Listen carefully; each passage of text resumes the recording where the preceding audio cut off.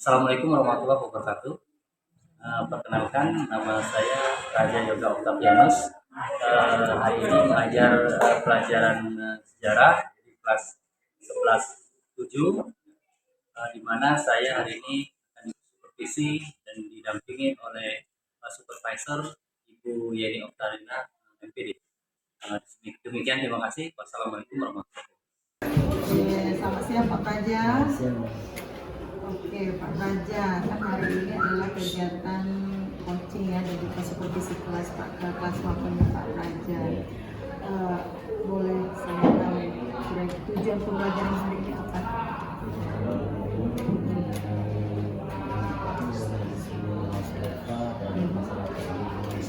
Dampak kolonialisme. Itu maksudnya apa tujuannya? Lebih ke mana? Apakah siswa lebih mengetahui supaya siswa itu tahu bagaimana dampak negatif yang merugikan bangsa kedepannya dan masyarakat sendiri. Kemudian hal-hal apa yang bisa peserta dipahami supaya nantinya penjajahan itu tidak terjadi lagi di kemudian hari. Dan juga mungkin jika ada dampak positif walaupun sedikit itu bisa menjadi pembelajaran bagi peserta didik. Oke. Nah, area pengembangan yang mana yang ingin dicapai? Area pengembangan. Saya lebih mengembangkan apa, kemampuan apa seperti itu? Kemampuan diskusi, kemampuan meningkatkan pendapat, kemudian ada pembelajaran timbal balik, kemudian memberikan materi bagi anak-anak untuk menggali wawasan mereka. Oke. Nah, strategi apa nih kalau boleh tahu yang sudah disiapin oleh Pak Raja? Kalau strategi sih tidak begitu disiapkan, biasa ngajar ya seperti itu lah. Tapi kalau tidak ya untuk kelas 11-7 ini ya merangsang mereka supaya belajar gitu. Merangsang mereka lebih aktif lagi. Kalau boleh tahu ada nggak kendala khusus? Kendalanya biasanya pembelajaran sejarah itu kalau udah menjelang jam-jam di atas jam 12 itu tantangannya lebih besar dibandingkan misalnya kita dapat jam 1-2 atau jam 4 kalau misalnya anak yang sudah mulai lelah atau boring gitu, menjadi tantangan sendiri bagi guru sejarah. Oke, terima kasih Pak Raja. Setelah ini kan namanya praobservasi kelas nih, saya sudah wawancara atau kita melakukan percakapan dengan Pak Raja. Jadi nanti setelah ini Pak Raja silakan melakukan proses pembelajaran KBM seperti biasa, di mana saya mau izin untuk melakukan observasi. Kita bertemu lagi dengan Bapak hari ini. Biasa kita akan melakukan pembelajaran sejarah. Sebelumnya Bapak tanya dulu kepada kalian, sudah makan belum? Sudah tidur siang? Sudah. Jawabnya belum ya. Baiklah anak-anak ya, sebelum Bapak mengajar pembelajaran atau melanjutkan pembelajaran kita hari ini, Bapak akan mengecek kehadiran kalian di kelas ini ya. Kelas yang tidak hadir hari ini anak.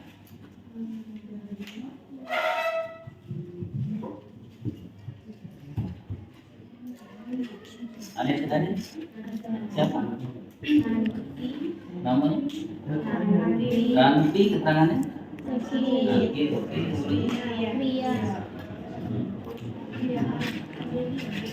Ini Amelia ya? Ini Amelia? Terus? Galuh?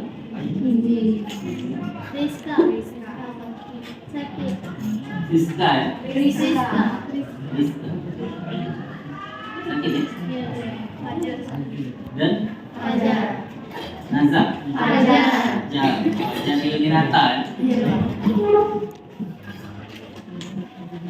Yang lain ada di dalam kelas? Siap ada ya? Baiklah anak. Ini tanggal 26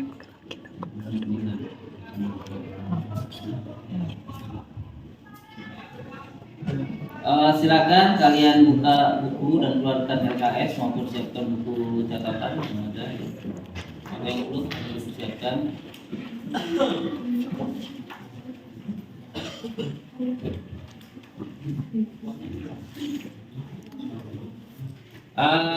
Oke anak-anak ya.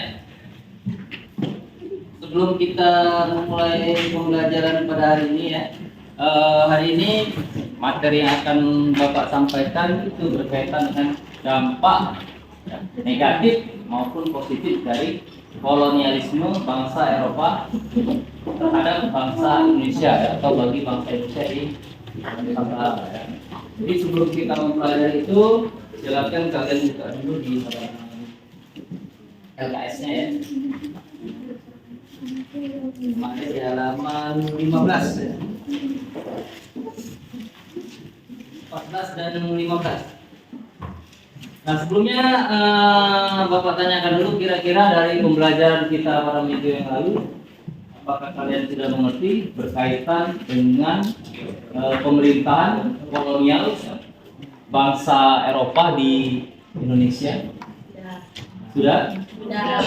Berkaitan dengan apa kemarin kita pelajari kolonialisme VOC ya.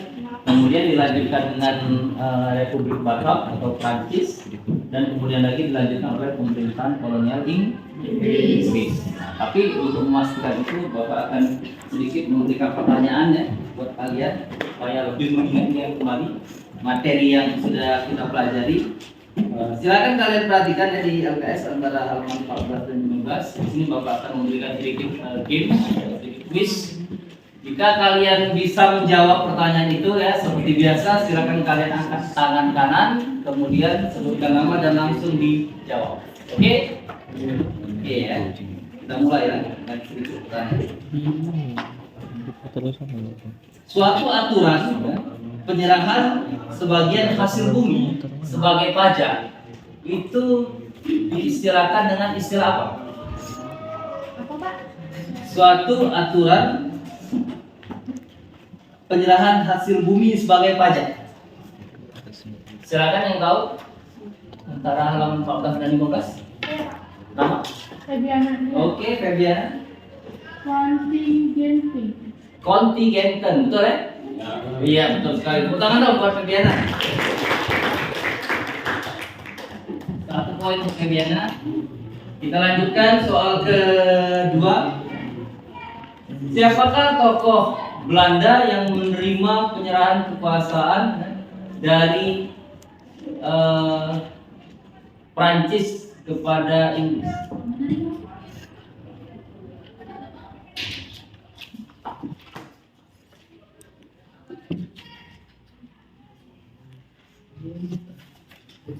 Silakan. Gubernur Jenderal yang menerima kekuasaan, ya, yang menyerahkan kekuasaan, memang Bapak ulangi, Gubernur Jenderal yang menyerahkan kekuasaan dari pemerintahan Batak Prancis kepada Inggris. Ada yang tahu?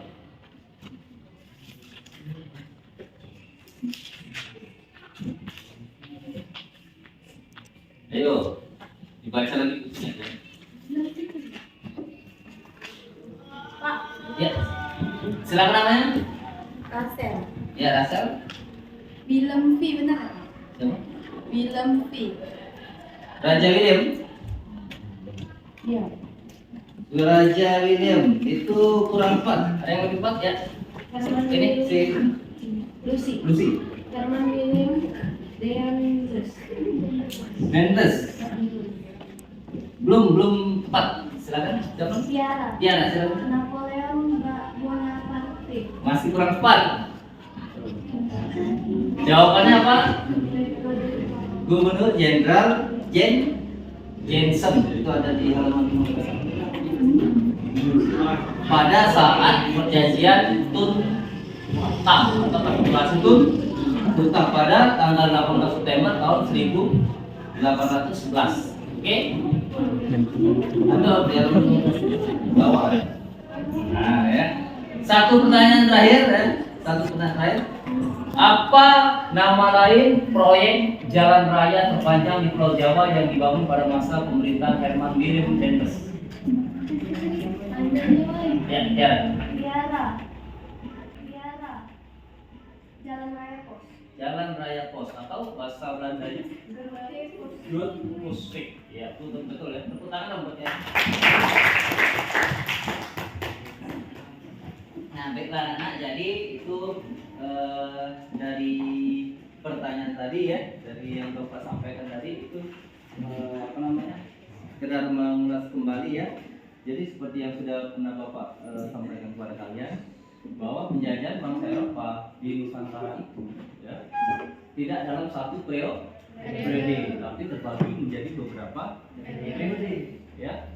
Itu dimulai dari berdirinya VOC pada tahun 1602 sampai bangkitnya VOC pada tahun 1799 ya, kemudian dilanjutkan dengan Republik Batak ya pada tahun 1799 sampai 1811 ya, dimana pada masa itu pemerintahan kolonial itu masih dikuasai atau dipegang oleh orang-orang Belanda ya anak-anak ya, tapi di bawah pengaruh dari negara Imperium Prancis sebagai pengaruh atau dampak dari meletusnya revolusi Prancis di Eropa ya.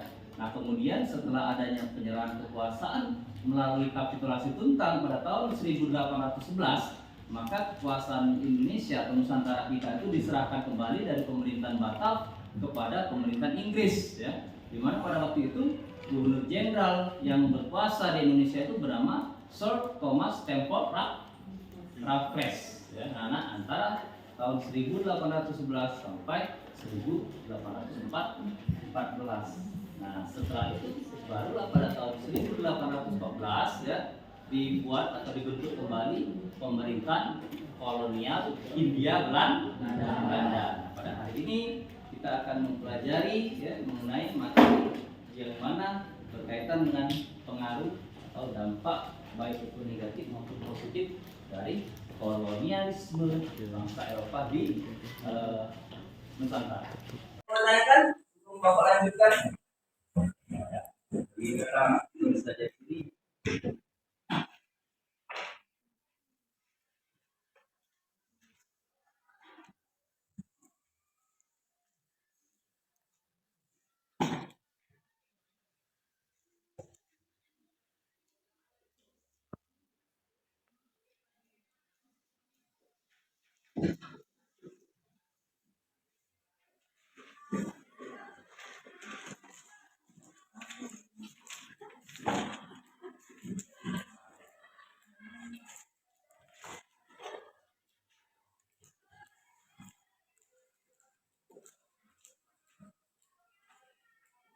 Nah ya, jadi Bapak lebih suka menyebutkan istilah Indonesia itu pada masa lampau dengan sebutan Nusantara. Jadi kan Indonesia kan belum mereka, jadi kita sekali menyebutkan istilah Nusantara. Kemarin sudah dijelaskan itu pelamar karena kawasan habis ya. Nah, sekarang mau tanya dulu, menurut kalian ya, kita kan bangsa kita ini udah lama ya terjajah atau dijajah oleh bangsa. Ya, pertanyaannya ini ya, siapa yang bisa jawab silakan.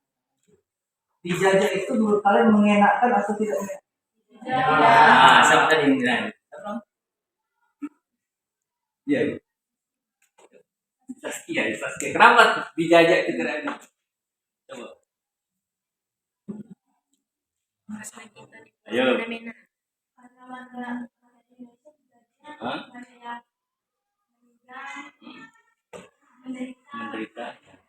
Menderita, mengalami penderitaan. Oke. Terus ada lagi yang lain? Penderitaan satu, betul. Apa lagi yang kedua? Penindasan. Apa lagi? Intimidasi. Apa lagi? Perlakuan yang semena-mena ya. Jadi pada dasarnya penjajahan itu menimbulkan hal-hal yang sifatnya negatif. Itu ditindas ya, intimidasi ya. Segala hal yang tidak mengenakan. Mungkin bagi bangsa kita yang ada di Nusantara ini ya, itu merasa tidak enak karena penjajahan. Tapi tahukah kalian ya, bagi bangsa Eropa yang menerapkan penjajahan itu sendiri itu menguntungkan bagi pemerintahan mereka. Kenapa? Ya, yang tahu kenapa kira-kira penjajahan itu menguntungkan bangsa Eropa? Karena mereka melakukan eksploitasi baik itu sumber daya alam maupun manusia yang ada di Indonesia untuk kepentingan Ya kan? Jadi kalian mungkin sudah kenal bahwa negeri kita ini negeri yang makmur ya, negeri yang kaya ya. Kalau diibaratkan seperti sebuah rumah itu ya, rumah yang memiliki banyak harta kira-kira kan, itu kan akan memancing orang dari luar mungkin ketika dia melihat peluang atau kesempatan untuk mengambil atau menguasai. Nah, inisiatif seperti itu kan berada pada wilayah yang strategis, kemudian memiliki kekayaan yang melimpah, ya, sehingga banyak bangsa-bangsa asing, khususnya bangsa Eropa waktu itu yang memang sedang melakukan penjelajahan samudra, yang kemudian terkesima melihat keadaan itu dan ingin awalnya mereka hanya ingin menerapkan monopoli perdagangan saja di bidang ekonomi, tapi setelah itu mereka tergiur ya. Kalau dia melakukan monopoli kan hanya menekan atau melakukan penjajahan di bidang ekonomi.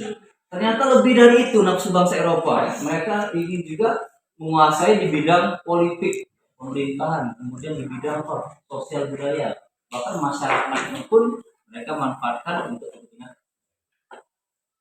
Understand? Kita sini ya, berhenti ya, tidak. Nah, jadi itu anak-anak ya. Sekarang kalau bapak tanya misalnya ya, ini baris dari Pak Baris. Menurut kalian ya, antara dampak positif dan negatif, ya, tadi kita udah bahas ya, tadi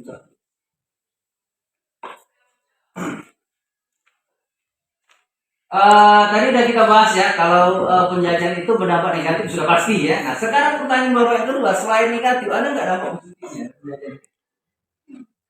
Menurut ini, solusi gitu. Ada? Serius? Iya, iya. Siapa namanya? Iya, Kak Amelia, silakan. Iya, pendapat pribadi boleh.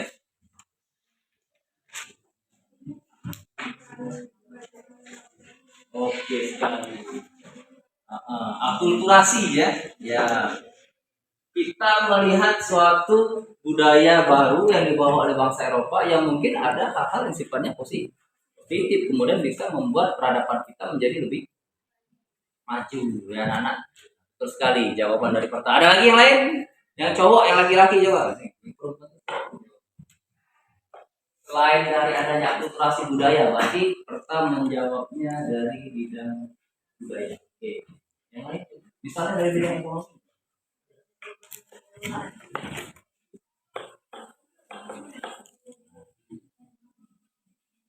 Bidang ekonomi atau bidang pendidikan atau bidang politik yang sifatnya positif, berarti memberikan suatu keuntungan bagi bangsa Indonesia.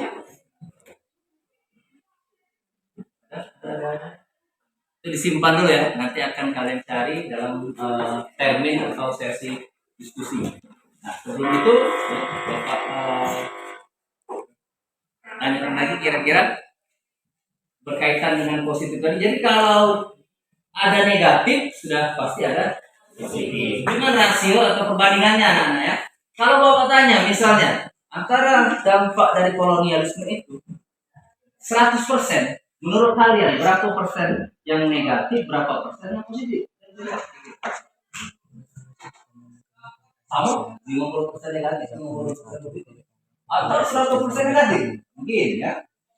Kira-kira 80%-nya negatif, sisanya berarti 20% yang positif. Coba sebelum Bapak kita belajar atau memaparkan lebih jauh, yang positif tadi sudah disampaikan oleh salah satu penyelenggara pertama ya, itu di bidang kebudayaan. Kita menerima atau mendapatkan pengaruh akulturasi budaya positif dari orang-orang Eropa. Betul sekali ya. Kita tahu kan orang Eropa itu kan mereka memiliki peradaban seperti teknologi yang mungkin lebih maju daripada bangsa kita ya. Jadi secara tidak langsung masuknya mereka ke negeri kita ini juga mengenalkan teknologi modern, misalnya di bidang industri, kemudian di bidang transportasi kan bisa membuat berkembangnya kota-kota yang ada di Indonesia ya. Kemudian lagi masyarakat kita tuh banyak melakukan pergerakan yang cepat kan karena adanya jaringan transportasi. Ya, jadi jawaban dari Lucy tadi ada 80 banding 10 ya. Jadi dampak negatif, positif dan kolonialisme bangsa Eropa di Nusantara. Kalau kita bagi itu biasa terbagi politik.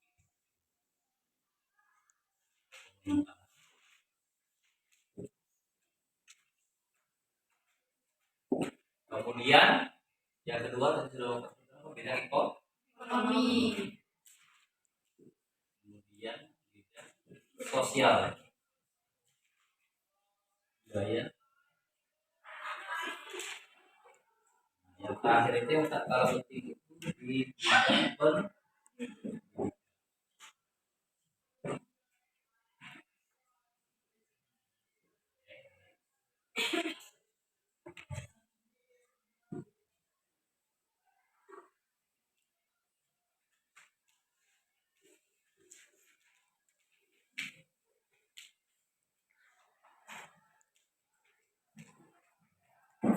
ini anak-anak sekalian, tidak hanya berlaku di Nusantara atau di Indonesia kita saja, tapi hampir sama di berbagai belahan dunia pun kejadian itu pasti seperti itu. Tidak ada yang berdampak negatif. Ya. Nah, cuma permasalahannya mengapa penjajahan itu menjadi menindas, kemudian sampai-sampai kan kalian mungkin sudah pernah baca kan, di dalam pembukaan Undang-Undang Dasar 1945 di Piagam Jakarta itu ada kalimat atau kata yang berbunyi bahwa penjajahan di atas dunia harus dihapuskan, lanjutkan Karena tidak sesuai dengan perintah kerajaan. nah pintar ya bahasa itu bahasa Inggris ya. Nah, itu kenapa? Karena pada dasarnya penjajahan itu sangat memberikan dampak yang negatif, tapi juga ada hal-hal yang positif yang begitu. Ini kan ya. Jadi ada 4 scope atau 4 garis besar di sini. Mengapa ini perlu kita pelajari dan apa yang bisa kalian dapatkan dari pembelajaran kita hari ini berkaitan dengan materi dampaknya kolonialisme bangsa Eropa di Nusantara? Itu adalah supaya hal-hal yang sifatnya tidak menyenangkan tadi, negatif, itu tidak lagi terjadi di kemudian hari ya. Kadang-kadang kita berpikir ya, kalau dulu mungkin ya kita dijajah oleh bangsa lain, ya kan? Nah, kalau sekarang walaupun kita sudah merdeka, bisa saja kita justru dijajah oleh bangsa sendiri. Dalam hal apa itu misalnya banyak kan permasalahan-permasalahan di negara kita atau di negeri kita yang belum terselesaikan dengan baik ya. Masalah kriminal, masalah pendidikan, segala masalah politik dan lain sebagainya. Jadi tujuan kita ini adalah merefleksikan kembali ya, dan kita belajar dari sejarah bahwa pada dasarnya penjajahan itu banyak memberikan pengaruh yang negatif. Sekarang ya Bapak akan membagi kalian menjadi 4 kelompok saja ya, kelompok kecil ya, berdasarkan barisan saja. Jadi Bapak minta ya kalian untuk mengeksplorasi ya. Silakan lihat di buku, kemudian menggunakan phone ya, kalau ada kuotanya, browsing di internet ya, kalian mencari tahu kira-kira dampak negatif dan positif penjajahan kolonialisme bangsa Eropa di Nusantara di bidang politik. Jadi sesuai dengan muatan materinya ya. Untuk barisan yang paling pertama di sisi kanan Bapak ini ya, ini Bapak sebut saja kelompok 1. Jadi kalian itu mencari tahu berkaitan dengan poin pertama politik.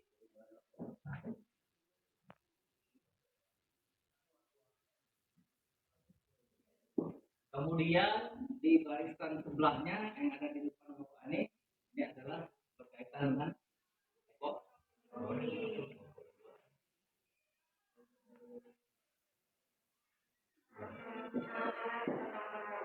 Baris ketiga ya, ini ada kelompok 3 berkaitan dengan masalah sosial budaya. Dan yang jumlahnya paling sedikit nih kelompok 4 ya, ada 4 personil ya, itu berkaitan dengan pendidikan. Nah sekarang Bapak persilakan kalian untuk mengeksplor ya, kemudian mencari ya di berbagai sumber yang kalian miliki itu. Kemudian tolong kalian tuliskan poin-poinnya tersebut ya. Apa dampak negatifnya, kemudian apa dampak positifnya, dituliskan di buku catatan. Silakan sekarang ya. Jadi kelompok 1 di bidang politik pendidikan, kelompok 2 bidang ekonomi, kelompok 3 bidang sosial budaya, dan kelompok 4 bidang pendidikan. Catatannya, jadi apa tadi? Soalnya tadi, carilah, cari dan tuliskan. Nah, tulisan. Oh, didengar dong. Carilah dan tuliskan dampak positif, dampak negatif dan positif kolonialisme bangsa Eropa di Nusantara di bidang politik, ekonomi, sosial budaya, dan pendidikan. Hasil dari pencarian kalian silakan dituliskan di buku catatan. Jadi Bapak silakan kalian boleh untuk berdiskusi ya, silakan kalian sharing, silakan kalian berdiskusi ya. Tetapi untuk penulisan jawaban tetap dilakukan secara individu di buku catatan. Sampai sini dulu kira-kira. Ada pertanyaan? Ya, jelas. Kalau jelas silakan dieksekusi ya.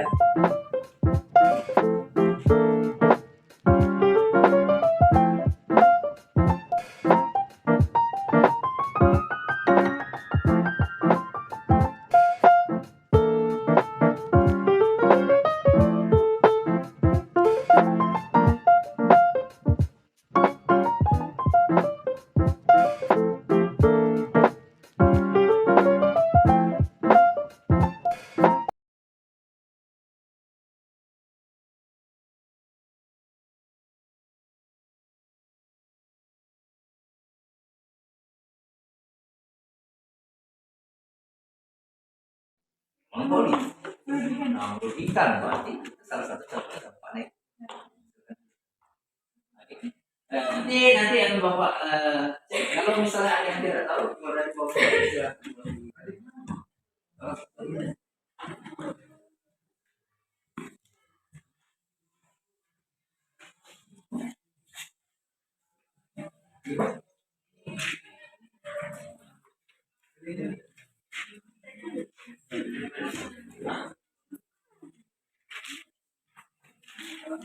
Untuk lebih jelasnya silakan boleh kalian di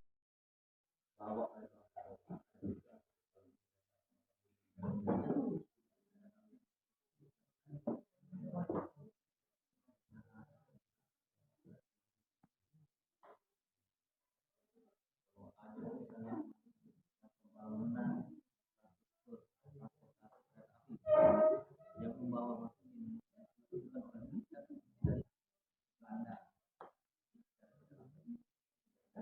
membawa pengaruh yang positif. Walaupun pada awalnya tujuan dari pembukaan jalur kan, dari infrastruktur kereta api sendiri tujuannya untuk memajukan masyarakat umum. Jadi kenapa? Sarana orang-orang belanja mengangkut hasil bumi yang ada di daerah hasil tambang dibawa ke pelabuhan untuk mereka ekspor keluar negeri. Tapi ternyata kan setelah Indonesia merdeka, Indonesia membangun jaringan transportasi dan gimana dimanfaatkan. Dari apa lagi? Transportasi. Kalau yang negatif,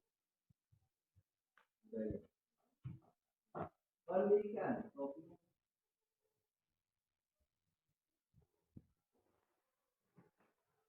pendidikan itu dulu ya, misalnya berhubungan dengan negara yang pernah dengar di zaman pergerakan nasional itu ada istilah golongan.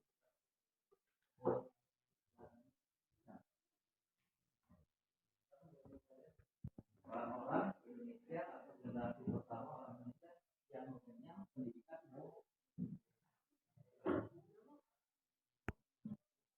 Bapak sebelum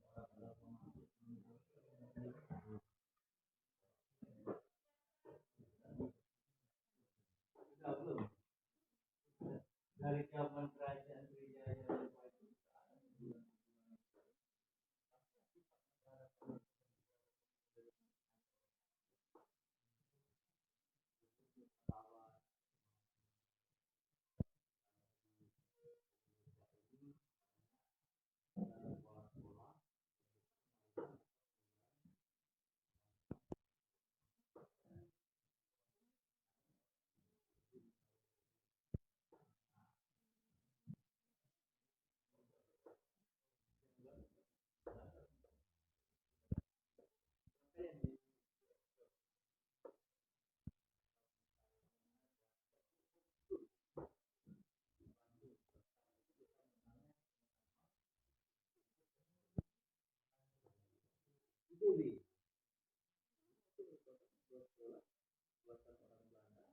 tujuan awal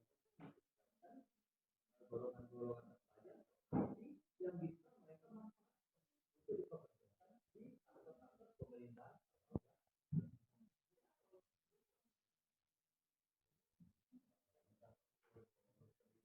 Tujuan awalnya itu sebenarnya bukan untuk kepentingan bangsa Indonesia, tapi jalan dengan perkembangan zaman, lama-lama seperti sekolah-sekolah Belanda,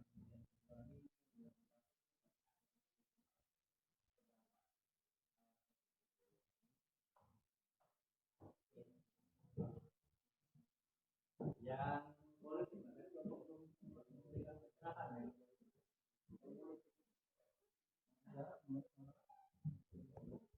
bagaimana pemerintahan di Indonesia sistemnya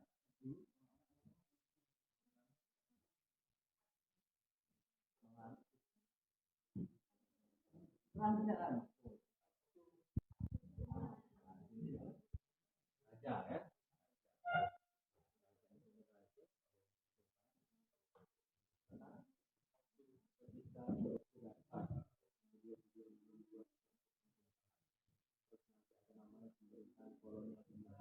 Bagaimana peran dari kerajaan itu diakui oleh orang Eropa?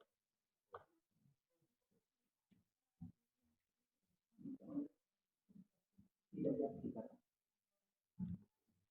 Ada pemerintahan yang sudah dibuat oleh orang atau orang. Artinya apa? Artinya kalau di zaman dulu pemerintahan kita dengan sistem yang dipimpin oleh raja, sultan yang dipimpin oleh sultan, itu di mata masyarakat timur atau orang Indonesia, kedudukan raja itu ibarat orang suci yang merupakan orang yang dewa.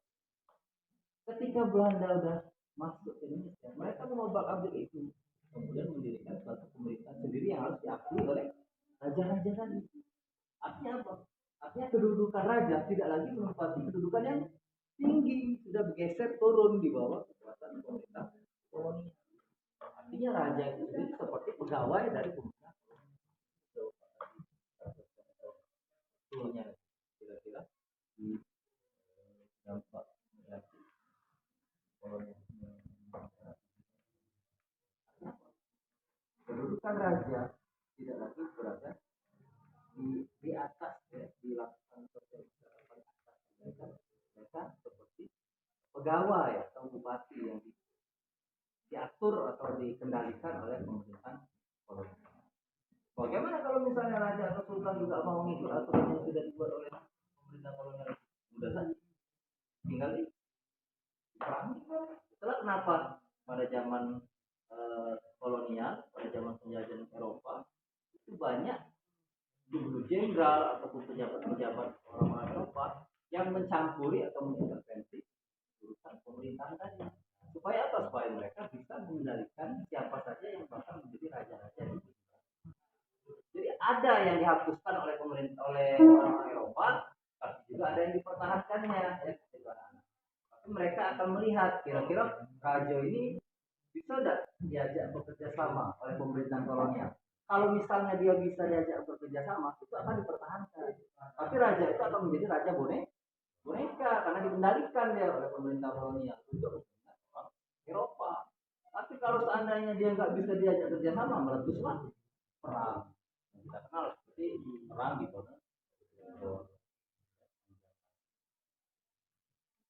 Yang kelompok tiga ini udah mulai berjalan. Tiga tadi.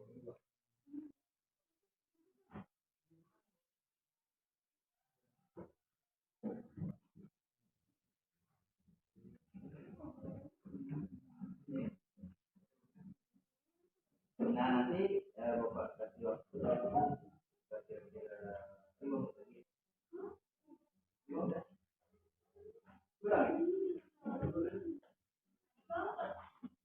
Di hasil jawabannya dituliskan dulu di buku itu, nanti akan Bapak cek, kemudian Bapak akan meminta salah satu perwakilan dari kalian untuk memanfaatkan. Susan, dokter-dokter, karena selama ini masyarakat Indonesia itu kan mungkin sudah mengenal dunia medis atau dunia kesehatan, tapi masih tradisional, ya. Misalnya kalau misalnya pengobatan itu menggunakan obat vitamin. Kemudian kalau orang misalnya di desa-desa di dusun-dusun mau melahirkan, ya mereka biasanya hubungi dokter ahli kandungan, bidan, dukun, nah ya sudah ada pendidikan yang modern seperti ada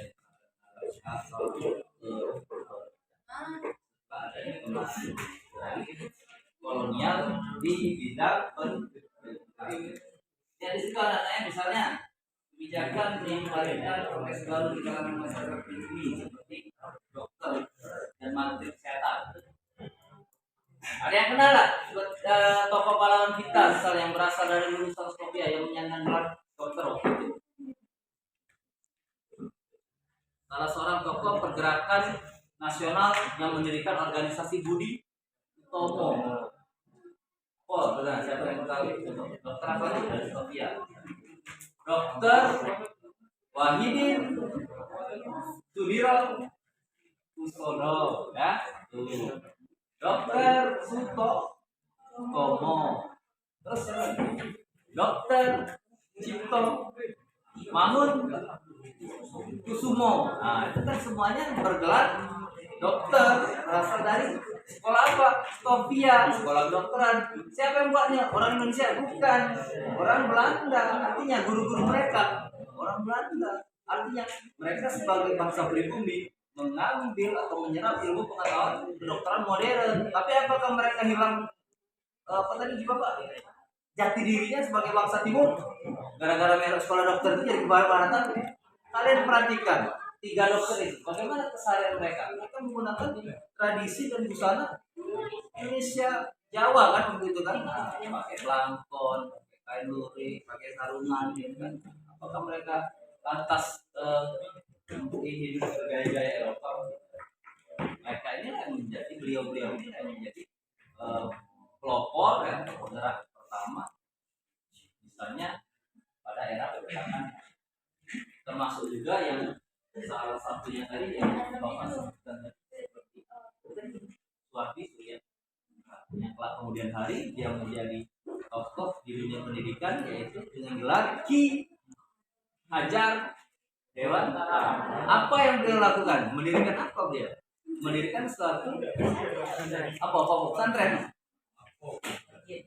masjid, mendirikan sekolah, betul sekali, lembaga pendidikan yang kita kenal dengan nama di mana di Yogyakarta namanya Taman Sis. Di Prabu nih disingkat TS. Nah, kalau di Jawa dulu namanya Taman Siswa. Satu lembaga pendidikan pribumi. Ya. Mereka memang berasal dari didikan orangnya yang masuk atau sekolah di dalam sekolah Taman Siswa itu apakah orang dari kelas apa saja? Ya. Sehingga inilah yang menjadi penyebab mengapa pada abad ke-20 atau pada tahun 1900-an awal itu mulai berkembang periode atau era pergerakan nasional Indonesia. Salah satu dampaknya, salah satu penarinya pada karena pada waktu itu sudah banyak muncul golongan-golongan cerdas, golongan-golongan tadi pelajar yang notabene yang merupakan orang Indonesia asli. Dan bahkan ada juga orang-orang Belanda yang justru malah mereka memperjuangkan bangsa Indonesia seperti seorang tokoh yang bernama Edward Francis Eugene Dawes atau singkat OSB.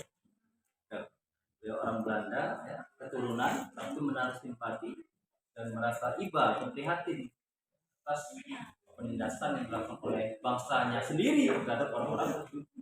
Dan dia yang mengkritik mengenai kebijakan-kebijakan masyarakat seperti bangsa. Oke, cukup ya waktunya. Langsung ke jadi sekarang saya akan cek dulu nih.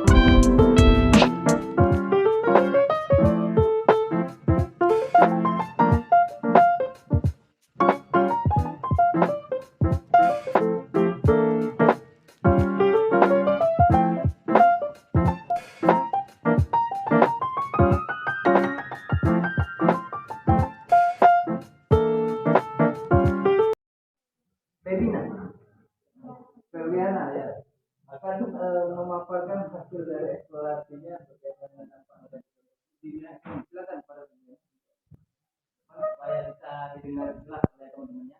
Yang lain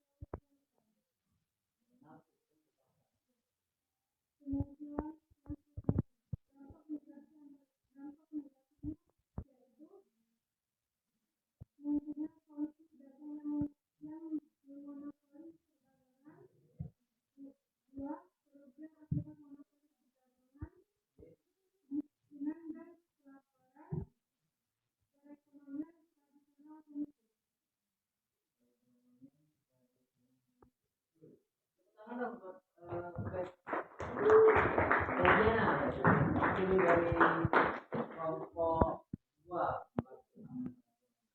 Silakan kira-kira menurut kalian apakah ada yang perlu ditambah, ada yang ingin bertanya?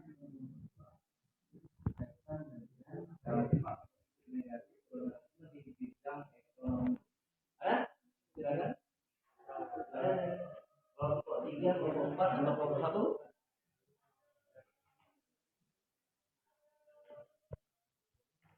Ya, jadi mendorong munculnya perbankan modern di Hindia Belanda atau mengenal sistem perbankan. Benar ada jawabannya? Betul ya? Iya, betul sekali ya. Di zaman kolonial dulu kita tahu orang-orang Indonesia awalnya tidak mengenal sistem perbankan. Kalau simpan pinjam itu sudah ada, tapi sistem perbankan modern memang dibawa oleh orang Eropa. Pada masa VOC sendiri itu kan pemerintahan VOC baru mengeluarkan penggunaan uang kertas. Nah, kalau zaman Kesultanan kerajaan dulu ada tidak pemakaian penggunaan uang sebagai alat tukar muka? Ada ya. Tapi biasanya menggunakan koin yang terbuat dari logam mulia seperti Aceh menggunakan emas atau beberapa daerah-daerah kerajaan lain menggunakan perak. Nah di zaman VOC ini lah baru pada masa pemerintahan Gubernur Jeffrey Terbon dia mencetak uang kertas Amalia Indonesia seperti yang uang kertas yang bisa kita. Kalau di zaman sebelumnya dulu bukan uang kertas tapi surat-surat berharga bisa dijadikan sebagai alat tukar. Oke. Kemudian di sini di masyarakat Indonesia mulai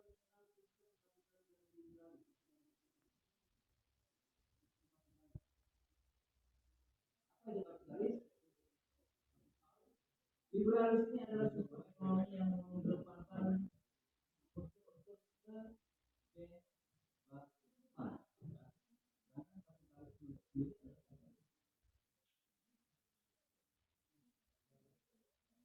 kalau disederhanakan itu seperti bagaimana caranya dalam perilaku ekonomi itu sendiri ya dengan modal kecil-kecil mendapatkan keuntungan sebesar-besarnya. Berarti salah satu contohnya itu adalah monopoli. Nah, berarti untuk kelompok 2 ini secara kepada dampak negatif. Ini sistem monopoli perdagangan contohnya ya.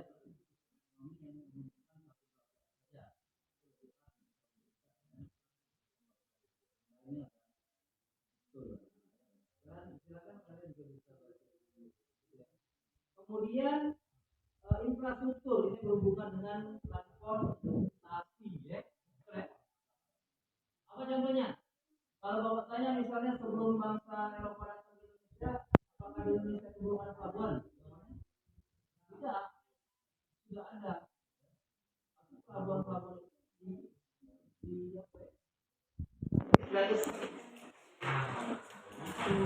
kapal-kapal di Siapiaki, kemudian ada Tanjung Priok di Batavia gitu kan, kemudian di Tanjung Perak di Surabaya. Itu adalah pelabuhan-pelabuhan yang merupakan peninggalan kolonial. kolonial ya.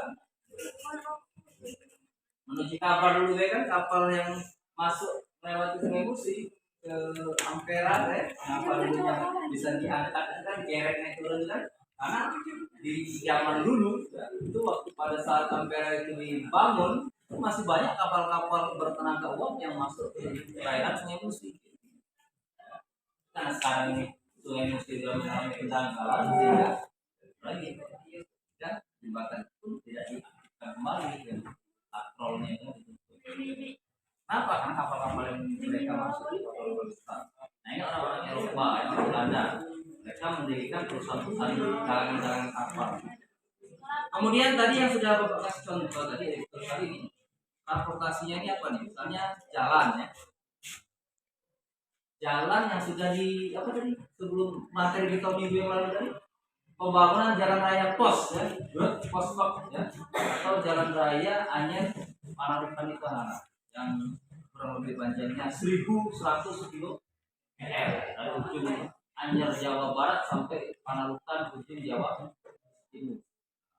Itu memacu pertumbuhan kota-kota di Jawa. Itulah mengapa sebabnya kemudian kita kenal wilayah-wilayah Jawa itu berkembang dengan pesat, salah satunya karena dihubungkan oleh jaringan infrastruktur anak-anaknya. Setelah Jawa baru dibangun jalan di Sumatera itu dari ujung Aceh sampai ke ujung bandar provinsi Lampung jalan lintas. Begini, kerugian akibat monopoli perdagangan, kemiskinan dan kelaparan ya, ini salah satu penyebab dari kebijakan ekonomi yang dilakukan oleh orang-orang kolonial bangsa Eropa Belanda. Salah satunya seperti sistem tanam maksa itu. Nah, ya, karena waktu sudah berbunyi ya, itu menandakan pelajaran kita berakhir, baru satu kelompok yang presentasi. Jadi Bapak simpulkan saja, refleksikan saja bahwa pembelajaran hari ini dari yang sudah kalian paparkan di awal tadi ya, pengaruh dari kolonialisme Eropa itu walaupun banyak yang negatif, ada juga sedikit yang positif. Nah, setidaknya yang positif itulah yang memberikan warisan yang saat ini bisa kita kita manfaatkan ya. Seperti contoh kalau di bidang ekonomi ini sistem perbankan. Dulu Belanda itu membuat suatu bank yang kita kenal dengan nama The Javas Bank ya. Yang kemudian nanti setelah Indonesia merdeka itu dinaturalisasi menjadi Bank Negara Indonesia pada tahun 1946 ya. Jadi ada hal-hal positif ya, setidaknya ada hal positif walaupun anak-anak kalau perhatikan sejenak ya kesimpulannya ada hal-hal positif yang kemudian bisa dirasakan lah ya, walaupun itu tidak banyak dari kolonialisme. Mungkin itu dulu untuk pembelajaran kita hari ini. Bapak minta minggu depan nanti akan kita lanjutkan dengan kelompok 1, kelompok 3 dan kelompok 4. Silakan nanti untuk menambah referensi kalian baca kembali ya materi yang ada di buku LKS maupun di teks itu. Mudah-mudahan apa yang dipelajari pada hari ini bisa kalian kenal dan terima dengan baik. Semangat pelajaran. Sebelum Bapak ini ada yang mau bertanya? Mudah-mudahan apa yang kita pelajari pada hari ini bisa kalian pahami ya. Sekian saja dulu, mohon maaf jika ada kesalahan. Tetap semangat dan lanjutkan pembelajaran hingga jam terakhir nanti. Sekian dan terima kasih. Wassalamualaikum warahmatullahi wabarakatuh. Waalaikumsalam. Tangan buat kita semua. Gimana Pak antar pelajar?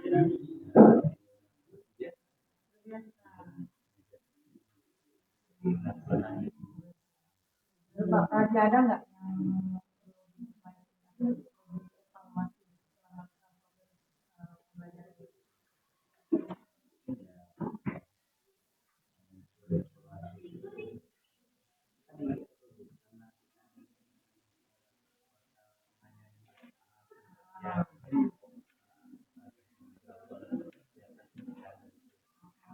yang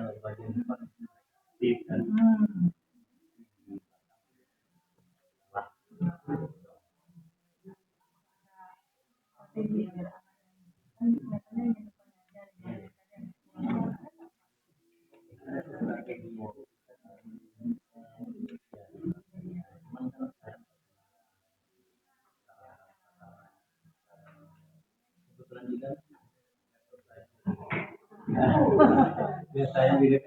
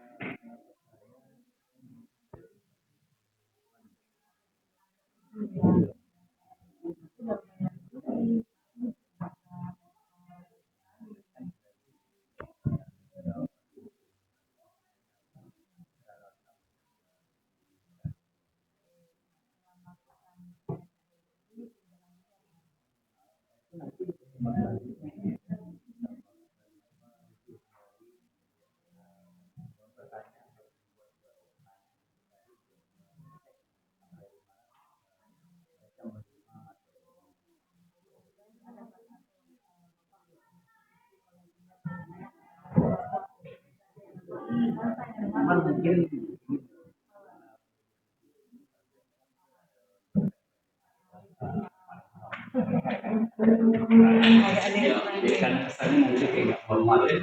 Iya. Formal ya.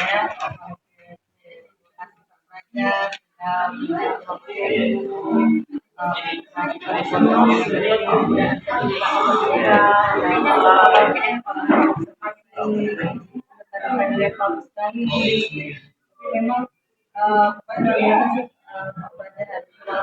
saya melihat ada kendala tadi, tapi tetap sangat antusias sekali Pak Pelajar meningkatkan pembelajaran anak-anak, apalagi suasananya ini memang saatnya siang ya.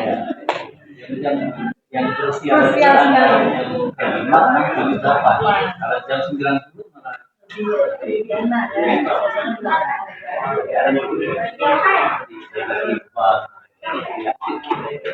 Ada Pak Pelajar, makasih Pak Pelajar ya.